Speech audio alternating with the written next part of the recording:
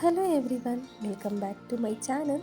ಇವತ್ತು ನಾನು ಲಕ್ಷ್ಮಿಗೆ ಸಿಂಗಲ್ ಲೇಯರಲ್ಲಿ ಹೇಗೆ ಸೀರೆನ ಉಡಿಸೋದು ಅಂತ ತೋರಿಸ್ಕೊಡ್ತಾ ಇದ್ದೀನಿ. ಇದು ಅಷ್ಟೇ ತುಂಬ ಸುಲಭವಾಗಿ ಮತ್ತು ಕೈಕಾಲು ಹಾಕೋರಿಗೆ ಕೈಕಾಲು ಹೇಗೆ ಹಾಕಬೇಕು ಪ್ರತಿಯೊಂದನ್ನು ಕೂಡ ಈ ವಿಡಿಯೋದಲ್ಲಿ ತೋರಿಸಿದ್ದೀನಿ. ಈ ವಿಡಿಯೋನ ಎಂಡ್ ತನಕ ನೋಡಿ, ತುಂಬ ಚೆನ್ನಾಗಿದೆ ವಿಡಿಯೋ. ಫಸ್ಟ್ ಟೈಮ್ ಉಡಿಸ್ತಿರೋರು ಕೂಡ ಹೇಗೆ ಈಸಿಯಾಗಿ ಉಡಿಸ್ಬೋದು ಅನ್ನೋದನ್ನು ಕೂಡ ಈ ವಿಡಿಯೋದಲ್ಲಿ ತೋರಿಸ್ಕೊಡ್ತಿದ್ದೀನಿ. ಈಗ ಮೊದಲು ಸೀರೆನ ಇದರಲ್ಲೂ ಅಷ್ಟೇ ಮುಕ್ಕಾಲು ಭಾಗದಷ್ಟು ಸೀರೆನ ಈ ರೀತಿ ನೀಟಾಗಿ ನೆರಿಗೆನ ಹಿಡ್ಕೊಬೇಕಾಗತ್ತೆ.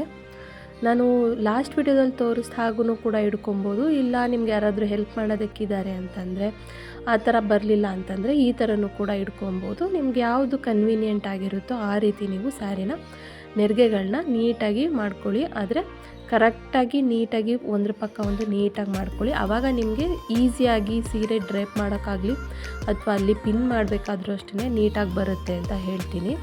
ಈಗ ನೋಡಿ, ನಾನು ಒಂದೂವರೆ ಮಾರ್ನಷ್ಟು ಸೀರೆನ ಬಿಟ್ಕೊಂಡಿದ್ದೀನಿ.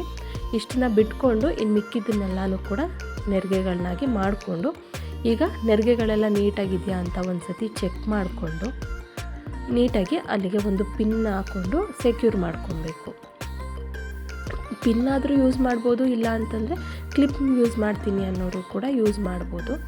ನೋಡಿ, ನನಗೆ ಅಲ್ಲಿ ಒಬ್ಬರು ಹೆಲ್ಪ್ ಇರೋದ್ರಿಂದ ನಾನು ಮೇಲ್ಗಡೆ ಅವಳು ಇಟ್ಕೊಂಡಿದ್ದಾಳೆ, ನಾನು ಕೆಳಗಡೆ ಅದನ್ನೆಲ್ಲ ನೀಟಾಗಿ ಇನ್ನೊಂದು ಸತಿ ಪ್ಲೇಟ್ ಮಾಡಿಕೊಂಡು ಕೆಳಗಡೆನೂ ಕೂಡ ಒಂದು ಪಿನ್ನನ್ನು ಹಾಕ್ಕೊಂಡು ಸೆಕ್ಯೂರ್ ಮಾಡ್ಕೊತೀನಿ.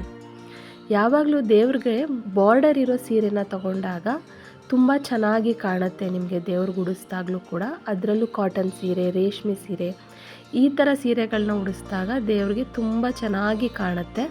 ಆದ್ದರಿಂದ ಆದಷ್ಟು ಬಾರ್ಡರ್ ಹೈಲೈಟ್ ಆಗಿರಬೇಕು ಮತ್ತು ಬಾರ್ಡರ್ ಚೆನ್ನಾಗಿರಬೇಕು. ಆ ಥರ ಸೀರೆಗಳನ್ನ ನೋಡಿ ತೊಗೊಂಡ್ರೆ ನೀವು ಉಡಿಸ್ದಾಗಲೂ ಕೂಡ ಅಲಂಕಾರ ಮಾಡಿದಾಗ ತುಂಬ ಚೆನ್ನಾಗಿ ಕಾಣಿಸುತ್ತೆ ಅಂತ ಹೇಳ್ತೀನಿ. ನೋಡಿ, ಈಗ ನಾನು ಕೆಳಗಡೆನೂ ಕೂಡ ಪಿನ್ನನ್ನು ಹಾಕ್ಕೊಂಡಿದ್ದೀನಿ. ಈ ರೀತಿ ಒಂದು ಸತಿ ಅಂದ್ಕೊಂಡ್ರೆ ಸಾಕಾಗುತ್ತೆ. ಏನು ನಿಮಗೆ ಐರನ್ನೇ ಮಾಡಬೇಕು ಅದೆಲ್ಲ ಏನೂ ಇರೋದಿಲ್ಲ. ಈಗ ಕೊನೆಯಲ್ಲಿ ಅಷ್ಟೇ ಇದಕ್ಕೆ ಮಡಿಸಿ ಸೆರಗನ್ನ ಮಾಡ್ಕೊಬೇಡಿ. ಲಾಸ್ಟ್ ವಿಡಿಯೋದಲ್ಲಿ ಮಡಿಸಿ ಮಾಡ್ಕೊಂಡಿದ್ದೆ, ಬಟ್ ಈ ವಿಡಿಯೋದಲ್ಲಿ ನೀವು ಹಾಗೇ ಸ್ಯಾರಿನ ಸೆರಗು ಭಾಗನ ಈ ರೀತಿ ಪ್ಲೇಟ್ಸ್ಗಳನ್ನ ಮಾಡ್ಕೊಬೇಕಾಗತ್ತೆ. ನೋಡಿ, ನಾನು ಮಾಡ್ಕೊತಾ ಇದ್ದೀನಿ ಹಾಗೆ ಆ ರೀತಿ ಮಾಡಿಕೊಂಡು ಅಲ್ಲೂ ಕೂಡ ಅಷ್ಟೇ ಉದ್ದಕ್ಕೂ ನಮಗೊಂದು ಸ್ವಲ್ಪ ಒಂದು ಮಾರ್ನಷ್ಟು ನೀಟಾಗಿ ಅಲ್ಲಲ್ಲೇ ಕೆಳಗಡೆಗೆ ಪಿನ್ಗಳನ್ನ ನೀಟಾಗಿ ಜೋಡಿಸ್ಕೊಂಡು ಪಿನ್ಗಳನ್ನ ಹಾಕೊಬೇಕಾಗುತ್ತೆ. ಇಷ್ಟು ಮಾಡಿ ಇಟ್ಕೊಂಡ್ಬಿಟ್ರೆ ನೀವು ಬೇಕಿದ್ರೆ ಹಬ್ಬ ಒಂದು 2 ದಿನ ಅನ್ನೋ ಹಾಗೇ ಈ ರೀತಿ ಮಾಡಿ ಇಟ್ಕೊಂಡ್ಬಿಟ್ರೆ ನಿಮಗೆ ಹಬ್ಬದ ಹಿಂದಿನ ದಿನ ನಿಮಗೆ ಸೀರೆ ಉಡ್ಸೋದಕ್ಕೆ ತುಂಬ ಈಸಿ ಆಗುತ್ತೆ. ಈ ರೀತಿ ಮಾಡಿ ಒಂದು ಹ್ಯಾಂಗರ್ಗೆ ಹಾಕಿ ಇಟ್ಕೊಂಡ್ಬಿಡಿ ಆ ಹಬ್ಬದ ದಿನ. ಯಾಕಂದರೆ ಹೆಣ್ಮಕ್ಳಿಗೆ ಎಷ್ಟೇ ಕೆಲಸ ಇದ್ರೂ ಮಾಡ್ತಿದ್ರೂ ಮುಗಿಯೋದೇ ಇಲ್ಲ, ಆ ರೀತಿ ಆಗಿಬಿಡುತ್ತೆ. ಎಲ್ಲ ಒಂದೇ ದಿನ ಮಾಡ್ತೀನಿ ಅಂದರೆ ಆಗೋದಿಲ್ಲ ಅಲ್ವಾ. ಆದ್ದರಿಂದ 1-2 ದಿನ ಮುಂಚೆನೇ ಫ್ರೀ ಇದ್ದಾಗ ಈ ರೀತಿ ಮಾಡ್ಕೊಂಡು ಇಟ್ಕೊಂಡ್ಬಿಟ್ರೆ ನಿಮಗೆ ಹಬ್ಬದ ದಿನ ತುಂಬ ಸುಲಭ ಆಗುತ್ತೆ. ನಾನು ಇದನ್ನು ಫಾಲೋ ಮಾಡ್ತಾಯಿದ್ದೀನಿ, ನಿಮಗೂ ಕೂಡ ಅದಕ್ಕೆ ತಿಳಿಸ್ಕೊಡ್ತಾ ಇದ್ದೀನಿ ತುಂಬ ಈಸಿ ಆಗುತ್ತೆ ಅಂತ ಹೇಳಿ. ನನಗಂತೂ ಈ ಥರ ಮಾಡಿ ಇಟ್ಕೊಂಡ್ಬಿಡೋದ್ರಿಂದ ಹಬ್ಬದ ದಿನ ಸ್ವಲ್ಪ ರಿಲೀಫ್ ಅನಿಸುತ್ತೆ. ಆಮೇಲೆ ಬೇಗನೂ ಕೂಡ ಆಗುತ್ತೆ, ಅಲಂಕಾರದೆಲ್ಲ ಬೇಗ ಆಗಿಬಿಡುತ್ತೆ. ಅದಕ್ಕೋಸ್ಕರ ನೋಡಿ, ಈಗ ರೆಡಿಯಾಗಿದೆ ಸ್ಯಾರಿ. ಈಗ ನಾನು ಒಂದು ಟೇಬಲ್ ಮೇಲೆ ಒಂದು ಮಣೆನ ಇಟ್ಕೊತಾ ಇದ್ದೀನಿ. ಅದ್ರ ಮೇಲೆ ನೀವು ಚೌರ್ಗೆ ಏನು ಇಡ್ತೀರೋ ಅದು ಈ ಥರ ಯಾಕೆ ಇಡಬೇಕು ಅಂತಂದರೆ ನಿಮ್ಗೆ ಆವಾಗ ಆ ಲೇಯರ್ಗಳು ನೀಟಾಗಿ ಬಂದು ಕೆಳಗಡೆ ಕೂರುತ್ತೆ. ನೀವು ಡೈರೆಕ್ಟ್ ಟಿಪಾಯಿ ಮೇಲೆ ಅಥವಾ ನೀವು ಯಾವುದು ಸ್ಟ್ಯಾಂಡ್ ತೊಗೊಂಡಿರ್ತಾರೆ ಅದ್ರ ಮೇಲೆ ಡೈರೆಕ್ಟಾಗಿ ಇಟ್ಟಾಗ ಆ ಲೇಯರ್ಗಳು ನೀಟಾಗಿ ಕೂರೋದಿಲ್ಲ. ಈ ರೀತಿ ಮಾಡಿದಾಗ ನಿಮಗೆ ಲೇಯರ್ಗಳು ಚೆನ್ನಾಗಿ ಕೂರುತ್ತೆ. ಮತ್ತು ಇನ್ನೊಂದೇನಪ್ಪ ಅಂತಂದರೆ ಈ ಕಂಬಿನ ನಾನು ಇದರಲ್ಲಿ ಮಾಡ್ಕೊಂಡಿದ್ದೀನಿ. ಹ್ಯಾಂಗರ್ನ ಕಟ್ ಮಾಡಿಕೊಂಡು ನೀವು ಯಾವ ಮೇಲ್ಗಡೆ ಚೊಂಬಿರುತ್ತೆ ನೋಡಿ, ಅದರ ಕಂಠದ ಸೈಜ್ಗೆ ಈ ರೀತಿ ಬೆಂಡ್ ಮಾಡಿಕೊಂಡು ಇಟ್ಕೊಂಡಿದ್ದೀನಿ. ಈ ಥರ ಮಾಡಿಕೊಂಡ್ರೆ ಕಟ್ಕೊಳ್ಳೋದಕ್ಕೂ ಈಸಿ ಆಗುತ್ತೆ, ನಮಗೆ ಕಟ್ಟೋದಕ್ಕೂ ಕೂಡ ಒಂದು ಗ್ರಿಪ್ ಅಂತ ಸಿಗುತ್ತೆ ಅಂತ ಹೇಳಿ. ನನಗಂತೂ ತುಂಬ ಯೂಸ್ ಆಗುತ್ತೆ, ಯಾಕಂದರೆ ಕಟ್ಟೋದಕ್ಕೂ ಕೂಡ ಈಸಿ ಮತ್ತು ತುಂಬ ಗ್ರಿಪ್ಪಾಗಿ ಕೂತಿರುತ್ತೆ. ನಿಮಗೆ ಅಳ್ಳಾಡೋದು ಅದೆಲ್ಲ ಏನೂ ಆಗೋದಿಲ್ಲ ಆದ್ದರಿಂದ. ಮತ್ತು ಇನ್ನೊಂದು ಕೂಡ ಕಂಬಿನ ತೊಗೊಂಡಿದ್ದೀನಿ. ಇದು ಕೂಡ ಹ್ಯಾಂಗರಲ್ಲ, ಇನ್ನೊಂದು ಭಾಗನ ಮುಂದಕ್ಕೆ ಕಟ್ಕೊತಾ ಇದ್ದೀನಿ. ಯಾಕೆ ಅಂದರೆ ನಾವು ಗ್ಯಾಪ್ ಇರುತ್ತೆ ನೋಡಿ, ಆ ಗ್ಯಾಪ್ನಲ್ಲಿ ಕೈಗಳನ್ನ ಇಟ್ಟು ಕಟ್ಟೋದಕ್ಕೆ ತುಂಬ ಸುಲಭ ಆಗುತ್ತೆ. ಈ ಟ್ರಿಕ್ನ ಯೂಸ್ ಮಾಡಿ ನೋಡಿ, ನನಗಂತೂ ತುಂಬ ಯೂಸ್ ಆಗಿದೆ ಈ ಟ್ರಿಕ್ಕು. ಇದನ್ನು ಕೂಡ ಅಷ್ಟೇ ಅಲ್ಲಿಗೆ ಹಾಕಿ ಒಂದು ಸತಿ ಕಟ್ಕೊಂಡ್ಬಿಟ್ರೆ ಆಗುತ್ತೆ. ನೋಡಿ ಇದಿಷ್ಟು ರೆಡಿ ಮಾಡಿ ಇಟ್ಕೊಂಡ್ರೆ ನಿಮಗೆ ಸೀರೆ ಉಡ್ಸೋದಕ್ಕೆ ತುಂಬ ಈಸಿ ಆಗುತ್ತೆ. ಈಗ ನಾವು ಪಿನ್ ಮಾಡಿ ಇಟ್ಕೊಂಡಿದ್ವಿ ಅಲ್ವಾ, ಆ ಸೀರೆನ ಹೀಗೆ ಹಿಂದೆಯಿಂದ ಮುಂಭಾಗಕ್ಕೆ ತಗೊಂಡು ಬಂದು ಎಲ್ಲ ಪ್ಲೇಟ್ಸ್ನೂ ಕರೆಕ್ಟಾಗಿ ಮಾಡಿಕೊಂಡು ಮೇಲ್ಗಡೆ ಚೌರ್ಗೆಯ ಕಂಠದ ಹತ್ರ ಒಂದು ಪಿನ್ನ ಹಾಕ್ಕೊಂಡು ಸರಿ ಮಾಡ್ಕೊಳ್ಳಿ. ಇಲ್ಲಿ ನಿಮಗೆ ಕರೆಕ್ಟ್ ಇದೆಯಾ ಸಮ ಇದೆಯಾ ಅಂತ ನೋಡಿಕೊಂಡು ಪಿನ್ ಮಾಡ್ಕೊಳ್ಳಿ ಒಂದು ಸರಿ.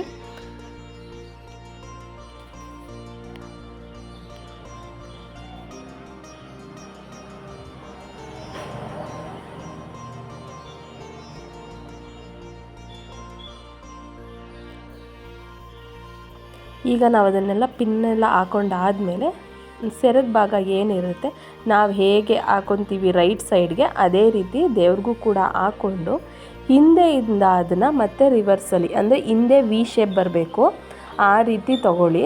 ಈ ರೀತಿ ನೋಡಿ ಬಂದಿದೆ.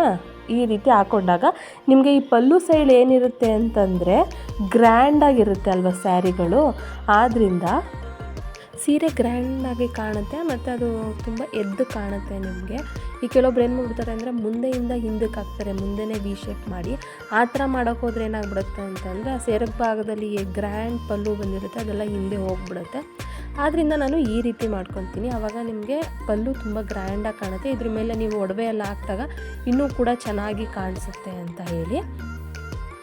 ಇದಕ್ಕೂ ಅಷ್ಟೇ ಕೆಳಗಡೆದಕ್ಕೆ ಮತ್ತು ಮೇಲ್ಗಡೆದಕ್ಕೆ ಸೀರೆಗೆ ಸೇರಿಸ್ಕೊಂಡು ಒಂದು ಸೇಫ್ಟಿ ಪಿನ್ನ ಹಾಕ್ಕೊಬೇಕು. ಅದು ಏನು ಕಾಣೋದಿಲ್ಲ ನೋಡಿ, ಕಾಣಿಸ್ತಿದೆಯಾ ನಿಮಗೇನಾದರೂ? ಕಾಣಿಸ್ತಾ ಇಲ್ಲ ಅಲ್ವಾ? ಈಗ ನಾವು ಈ ನೆರಿಗೆಗಳನ್ನ ಬಿಚ್ಕೊಂಡು ಒಂದ್ರ ಪಕ್ಕ ಒಂದಾಗಿ ನೀಟಾಗಿ ಜೋಡಿಸ್ಕೊಬೇಕು. ನೋಡಿ ನಾನು ತೋರಿಸ್ತಾ ಇದ್ದೀನಿ ಅಲ್ವಾ, ಈ ರೀತಿ ನೀಟಾಗಿ ಸ್ವಲ್ಪ ಎಳಿಬೇಕಾಗುತ್ತೆ. ನೀಟಾಗಿ ಎಳೆದು ನೀಟಾಗಿ ಒಂದ್ರ ಪಕ್ಕ ಒಂದು ನೀಟಾಗಿ ಕೂರಿಸಿದ್ರೆ ತುಂಬ ನೀಟಾಗಿ ಕೂತ್ಕೊಳ್ಳುತ್ತೆ. ಈಗ ನಾನು ಎಲ್ಲಾನು ಪ್ಲೇಟ್ಸ್ಗಳನ್ನೆಲ್ಲ ನೀಟಾಗಿ ಒಂದ್ರ ಪಕ್ಕ ಒಂದು ಜೋಡಿಸ್ಕೊಂಡು ಈ ರೀತಿ ರೆಡಿ ಮಾಡ್ಕೊಂಡಿದ್ದೀನಿ. ಈಗ ನಾವು ಆಲ್ರೆಡಿ ಇಲ್ಲಿ ಪಿನ್ ಹಾಕ್ಕೊಂಡಿದ್ವಿ ಅಲ್ವಾ, ಅದನ್ನು ಕಾಣಿಸ್ಬಾರ್ದು ಮತ್ತು ಇದು ನೀಟಾಗಿ ಕೂತ್ಕೊಳ್ಳಿ ಸೀರೆ ಅನ್ನೋ ಕಾರಣಕ್ಕೆ ಇಲ್ಲಿ ಡಾಬ್ನ ಹಾಕ್ತೀನಿ. ಈಗ ನಿಮಗೆ ಯಾವುದೇ ಥರದ ಪಿನ್ ಹಾಕಿರೋದು ಯಾವುದು ಕೂಡ ಕಾಣಿಸೋದಿಲ್ಲ ಈ ರೀತಿ ಹಾಕೋದ್ರಿಂದ. ನಾನು ಇದನ್ನು ಲಕ್ಷ್ಮಿಗೆ ಅಂತಲೇ ತೆಗೆದು ಇಟ್ಟಿದ್ದೀನಿ ಈ ಥರ ಚಿಕ್ಕದಾಗಿ ಡಾಬ್ನ. ನೋಡಿ ಈಗ ಕೈಗೆ ನಾನು ಈ ರೀತಿ ದಾರ ಕಟ್ಟಿ ಇಟ್ಕೊಂಡಿದ್ದೀನಿ. ಈಗ ಅದನ್ನು ಮಧ್ಯದಲ್ಲಿಟ್ಟು ಆ ಕಡೆ ಈ ಕಡೆ ನಾವು ಆಗಲೇ ಕಟ್ಟಿದ್ವಿ ಅಲ್ವಾ, ಇವುಗಳಿಗೆ ಸಪೋರ್ಟಿವ್ ಆಗಿ ತೆಗೆದು ಒಂದು 2 ನಾಟನ್ನ ಹಾಕ್ಕೊಂಡ್ರೆ ನೀಟಾಗಿ ಕುತ್ಕೊಂಡ್ಬಿಡುತ್ತೆ ಕೈಗಳು. ಈ ರೀತಿ ಮಾಡಿ ನೋಡಿ, ಈ ರೀತಿ ಜಸ್ಟ್ ಅದನ್ನು ಈ ರೀತಿ ಸ್ಯಾರಿ ಕ್ಲೋಸ್ ಮಾಡಿಬಿಟ್ರೆ ನಿಮ್ಗಲ್ಲಿ ಕಟ್ಟಿರೋದು ಕೂಡ ಏನೇನೂ ಕಾಣಲ್ಲ. ಈ ಕಡೆನೂ ಅಷ್ಟೇ ಅದೇ ರೀತಿ ಮಧ್ಯದಲ್ಲ ಇಟ್ಕೊಂಡು ಆ ಕಡೆ ಈ ಕಡೆ ಕಟ್ಟಿಬಿಟ್ರೆ ಕೈಗಳು ನೀಟಾಗಿ ಕೂತ್ಕೊಳ್ಳುತ್ತೆ. ನೋಡಿ ಇಷ್ಟೇ, ತುಂಬ ಸಿಂಪಲ್ಲು. ಈ ರೀತಿ ಕ್ಲೋಸ್ ಮಾಡ್ಕೊಳ್ಳಿ ಈ ಕಡೆನೂ ಕೂಡ. ನಿಮ್ಗೆ ಇವಾಗ ಯಾವುದೇ ರೀತಿ ಕಟ್ಟಿರೋದು ಏನೂ ಕೂಡ ಕಾಣಿಸೋದಿಲ್ಲ. ಈಗ ನೆಕ್ಸ್ಟು ಕಾಲುಗಳು ಉದ್ದುದ್ದಾಗ ಕೊಟ್ಟಿರ್ತಾರೆ, ನಾವು ಅದನ್ನು ಫೋಲ್ಡ್ ಮಾಡಿ ಈ ರೀತಿ ಒಂದು ನಾಟ್ಗಳನ್ನ ಹಾಕ್ಕೊಂಡು ನಾನು ಇಟ್ಕೊಂಡಿದ್ದೀನಿ. ಈಗ ನಾನು ಬಲ್ದಾಗಲ್ಲಿ ಹಾಕೋದನ್ನು ತೋರಿಸ್ತಾ ಇದ್ದೀನಿ. ನಾವು ಕೊನೆ ನೆರಿಗೆ ಇರುತ್ತಲ್ವ, ಆಲ್ರೆಡಿ ಎಲ್ಲ ರೆಡಿ ಮಾಡಿ ಇಟ್ಕೊಂಡಿದ್ವಿ ನೋಡಿ, ಅದರಲ್ಲಿ ಕೊನೆ ನೆರಿಗೆನ ತೊಗೊಂಡು ಈ ರೀತಿ ನೀಟಾಗಿ ಬಾರ್ಡರ್ ಅಲ್ಲಿ ಕಾಲು ಹತ್ರ ಬರೋ ಥರ ಮಾಡಿಕೊಂಡು ಒಂದು ಪಿನ್ನನ್ನು ಹಾಕಿ ಅಥವಾ ಗುಂಡು ಪಿನ್ನ ಸಹಾಯದಿಂದ ಅದನ್ನು ಸೆಕ್ಯೂರ್ ಮಾಡ್ಕೊಬೇಕು. ನೋಡಿ ಈ ರೀತಿ. ಆವಾಗ ನಿಮಗೆ ಅದು ನೀಟಾಗಿ ಅದು ಬಾರ್ಡ್ರ್ ಹಾಗೆ ಕೂತಿರುತ್ತೆ. ಇದು ನೆಕ್ಸ್ಟು ಇದನ್ನು ಸ್ವಲ್ಪ ಹಾಗೆ ರೆಡಿ ಮಾಡಿಕೊಂಡು ಸೆರಗು ಭಾಗನ ಈ ರೀತಿ ಅದ್ರ ಕಾಲು ಮೇಲ್ಗಡೆಗಾದಂಗೆ ತೊಗೊಂಡು ಬರಬೇಕು. ಆವಾಗ ನಿಮಗೆ ಅದು ಬಾರ್ಡರ್ ಕೂಡ ನೀಟಾಗಿ ಕಾಣಿಸುತ್ತೆ. ನೋಡ್ತಿದ್ದೀರಾ ಅಲ್ವಾ?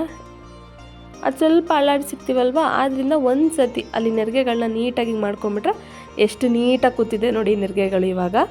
ಈಗ ಈ ಕಡೆ ಕಾಲೂ ಅಷ್ಟೇ ನಾನು ಆವಾಗಲೇ ತೋರಿಸ್ದಾಗೆ ಸೇಮ್ ಕೊನೆ ನೆರಿಗೆನ ತೊಗೊಂಡು ಸೇಮ್ ಆವಾಗ ಹೇಳ್ದಾಗೇ ಬಾರ್ಡರ್ ಬರೋ ಥರ ನೋಡಿ ಅದಕ್ಕೆ ಒಂದು ಪಿನ್ನನ್ನ ಹಾಕಿ ಸೆಕ್ಯೂರ್ ಮಾಡಿಕೊಂಡು, ಈಗ ಒಂದು ಕಾಲು ಕೆಳಗಡೆ ಒಂದು ಕಾಲು ಮೇಲ್ಗಡೆ ಅಲ್ವಾ ಲಕ್ಷ್ಮಿ ಹಾಕಿ ಕೂರೋದು, ಅದೇ ರೀತಿ ಪಿನ್ನ ಹಾಕ್ಬಿಟ್ಟು ಇಟ್ಟರೆ ಆಗುತ್ತೆ. ತುಂಬ ಈಸಿ ಕಾಲುಗಳನ್ನ ಹಾಕ್ಕೊಳ್ಳೋದು. ಈ ರೀತಿ ಹಾಕಿ ನೋಡಿ, ನಿಮಗೆ ಕಾಲುಗಳು ಯಾವುದೇ ಥರದ ಕಷ್ಟ ಅಂತ ಅನಿಸಲ್ಲ, ತುಂಬ ಈಸಿಯಾಗಿ ಹಾಕೊಬೋದು. ನೋಡಿ ಆಲ್ಮೋಸ್ಟ್ ಲಕ್ಷ್ಮಿ ಎಲ್ಲ ರೆಡಿ ಆಯಿತು. ಈಗ ನೆಕ್ಸ್ಟ್ ಇದಕ್ಕೆ ನೀವು ಕಳಸ ಇಡೋದಕ್ಕೂ ಮುಂಚೆನೇ ನಿಮಗೆ ಯಾವ್ಯಾವ ಒಡವೆಗಳು ಬೇಕು ಅದನ್ನೆಲ್ಲ ಈ ರೀತಿ ಹಾಕ್ಕೊಂಡು ನೀವು ಮೊಕವಾಡನ ಇಟ್ಕೊಳ್ಳಿ. ಮೊಕವಾಡ ಹಾಕಿದ್ಮೇಲೆ ಒಡವೆ ಇಡೋದಕ್ಕೆ ಸ್ವಲ್ಪ ಹಿಂಸೆ ಅನಿಸುತ್ತೆ, ಆದ್ದರಿಂದ ಮೊದಲು ಒಡವೆನ ಹಾಕ್ಕೊಂಡ್ಬಿಟ್ಟು ಆಮೇಲೆ ನೀವು ಮೊಕವಾಡನ ಇಟ್ಕೊಂಡ್ರೆ ಈಸಿ ಆಗುತ್ತೆ ನಿಮಗೆ. ನೋಡಿ ಎಷ್ಟು ಚೆನ್ನಾಗಿ ಕಾಣಿಸ್ತಿದೆ ಅಂತ ಹೇಳಿ. ನೆಕ್ಸ್ಟು ನಿಮಗೆ ಯಾವ ಥರ ಹೂಗಳು ಬೇಕೋ ಅದನ್ನೆಲ್ಲ ಹಾಕ್ಕೊಂಡು ಕೊನೆಯಲ್ಲಿ ಈ ರೀತಿ ಜಡೆನ ಹಾಕಿದ್ರೆ ಲಕ್ಷ್ಮಿ ರೆಡಿ ಆಗುತ್ತೆ.